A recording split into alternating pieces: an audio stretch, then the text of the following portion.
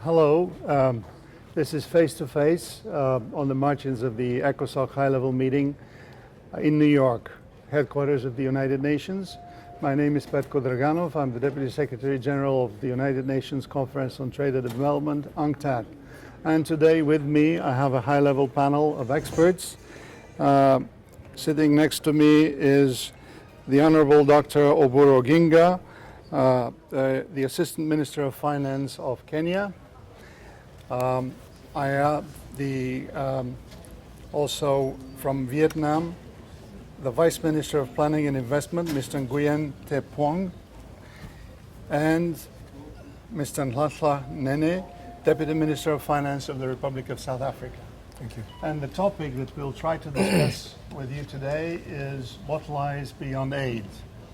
The ECOSOC high-level meeting has been discussing development cooperation, job creation, decent work, and productivity, amongst other things. And central to this is the issue of official development assistance, or aid. So what I'm going to ask my panelists to talk about is how do you see aid for your countries, developing countries? What is the importance of aid, and what is the quality of aid that you're looking at?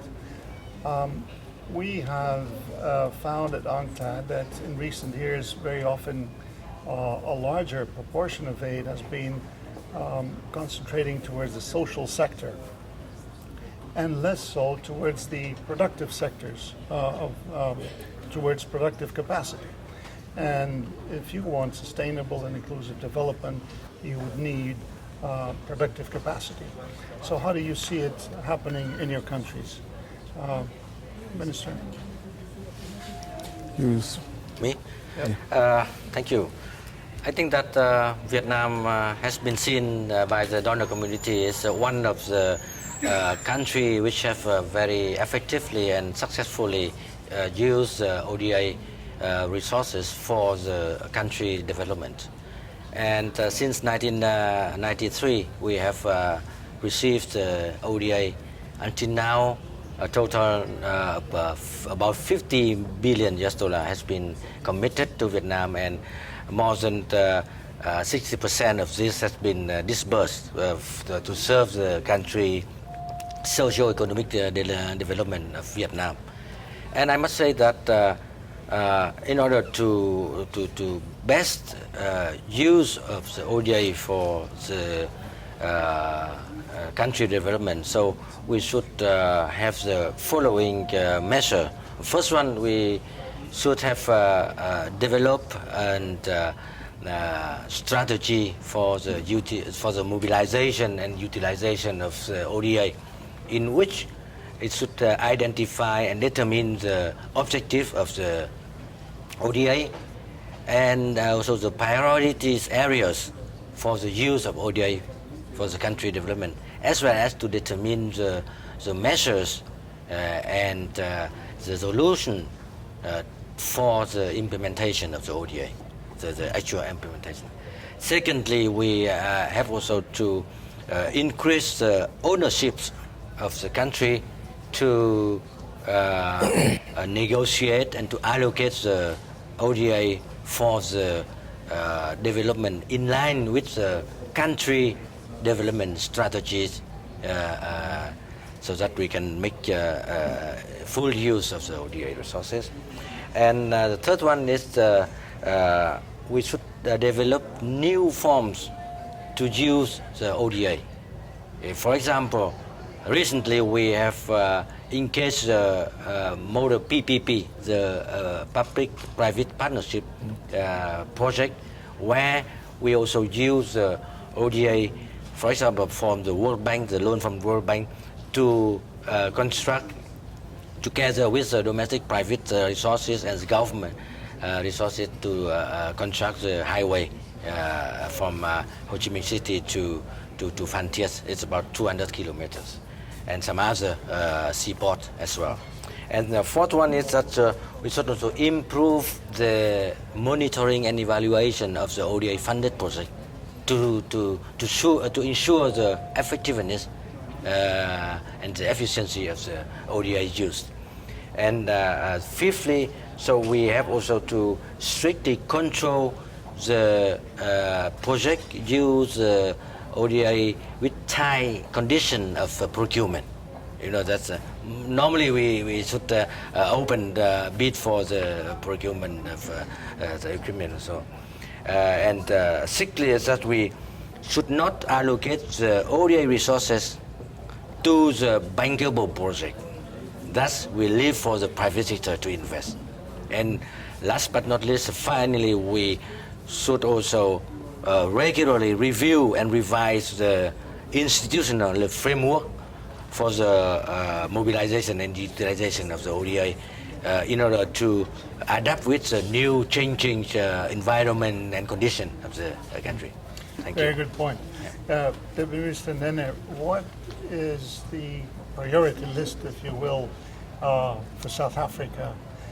Your country must be both a recipient and probably a donor. It's an interesting position we find ourselves in as South Africa. But what we have found to be useful, and if I were to answer directly the question with regards to what lies beyond aid, we are in a very unique position to be able to say that, because that's where we stand. We stand between, you know, the era where aid is an important component of our sustainable development agenda, but also we stand at a point where we are in a position to be able to influence the future beyond aid. Future beyond aid is where there is real sustainable development, where the capacity that we have built through aid is the one that acts as a catalyst and also as a basis for our development going forward beyond aid. And the institutions and the institutional capacity that we have built are the ones that should actually help take us forward. Legal framework that we have built in order to monitor and to implement aid should be the same that we use also going forward in using our own resources and making sure that we deliver the services to our people in a manner that also creates an environment that is conducive to private sector investment, because at the end of the day, as my colleague from Vietnam has indicated, that you need to create space for the private sector to come in and identify those areas where aid could play a role, but play a role that would crowd in the private sector, and in some instances have a partnership that goes forward. He's mentioned the PPPs, and that's precisely what we engage in. But your question earlier with regards to only investing in social infrastructure, but we see a role also in building the productive capacity of the country in order to grow the economy. Thank you. Another important point: crowd in, not crowd out. Public, private investment. Yeah. Honorable Dr. Oginga, you're the Assistant Minister of Finance of Kenya. How does Kenya look at its priority list of using aid, and are you looking at borrowing on the markets beyond aid? Yeah, thank you very much for giving me this opportunity. First, I want to say that since independence, our countries have been receiving aid order, but the aid we have been receiving has not been very effective in reducing poverty. We are still having the same, more or less the same levels of poverty. If the reduction is there, it is not very significant. And therefore, over the years, we have decided to look for other ways of dealing with the issue of development of our country. We have been consistently reducing the proportion of aid to our, the development agenda, even though at the moment the development, our development budget consists of 60% local and 40% donor. We intend to reduce this significantly, and our total budget, which includes the current and development budget, is financed only 16% by the external resources. The rest is financed locally. And we have been thinking of innovative ways of getting out of aid. Now, one of the ways we have thought of reducing our dependence on aid is in the area of infrastructure. We, as a government, we have decided to float infrastructure bonds, both locally and internationally, and we have been very, very successful in doing that. We have also tried to use what our colleagues from Vietnam are doing, which is in the area of PPP. We are developing a framework, legal framework, to make it transparent and effective for the donors to come, for the donors and also the locals to participate in the public-private partnerships. And this is one other way which we are using to raise money from the markets. And we think that though not all countries are able to reduce dependence on aid as much as possible, but I think the way out is to think out of the box. We also are also turning more and more on using our relationship within the South-South cooperation. And this is also one channel which gives us alternative to our traditional ways of raising money as a government. And we hope that we shall, as a group, because when we come together as SADC, the East African Community, and the COMESA, we are negotiating to come together. And when we come together, we are going to be much, much stronger as a market. And this makes it very attractive for us to negotiate better terms for our development with the development partners. So this is another way of reducing our burden on the way we raise money. So that is, Thank you. that's thinking out of the box. Thinking out of the box, yet another point. Vice Minister Nguyen Phuong, how has South-South cooperation influenced the development of Vietnam in recent years? Your economy has been demonstrating stable growth for the last 10 or 15 years, and Vietnam is an example for fast developing country. What role did South-South cooperation play in this? Development assistance from developing countries. Yeah. I think that South-South cooperation is one form of the development cooperation amongst the developing countries. It's very important because we can help each other to develop and to solve some problem. What we do not need very huge amount of resources, the financial resources, or we don't need very high technology, etc.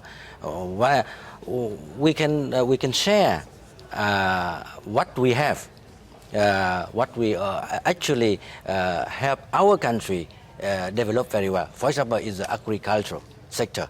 So before we have to import the grains, the rice, but now we become the second largest rice exporter in the world. So, and we can share that with other developing countries, especially in Asia or in Africa. Like in Africa, we have with Mozambique, with Algeria, we transfer the technology to cultivate the rice, the water rice, with higher productivity and on the smaller land for the farmer, for small farmer. And that is an example. Or in other sector like in healthcare. So we have also good, very good, well-trained and educated doctors or nurses. So we can dispatch them to country in Africa to help in the take care of the health for the people there with it's very comfortable salary paid by the government of the country, like in Angola, Mozambique, and so on. So I think that it's we make use of what we have, but not so much dependent, and we identify what we have and what the other developing country also need to have this. So and that is a very unconditional. So it's working both ways. Yeah, yeah. Mutually beneficial. Deputy Minister Nene, your country has probably invested heavily in other countries in Africa. How do you make sure you escape the traditional north-south trap of conditionalities and that we hear so much about at the forum in ECOSOC? Look, it's built on mutual relationship between our countries, and as we share similar challenges and similar conditions in the South. But also, I think we should also accept that South-South cooperation is not a substitute for North-South cooperation. It will address specific areas of need through South-South cooperation, whilst at the same time we continue to maintain the North-South cooperation at a level where we are better able to actually achieve our intended objectives of fighting poverty, dealing with inequalities, and creating sustainable economies in the South. But as my colleague has said, it's sharing of knowledge, expertise, and benefiting even in kind, other than the financial and economic advancements. But because of the unique and similar situations that we find ourselves in, we're in a better position to understand each other's needs and be able to share that in a very favorable way. Thank you. Well, there you heard it, a positive message from three high-level financial experts from the South. There is life beyond aid, there is self-reliance, but we should think out of the box, and we should work together in a mutually beneficial way. Thank you. Stay with us at the UN headquarters in New York. We'll be right back.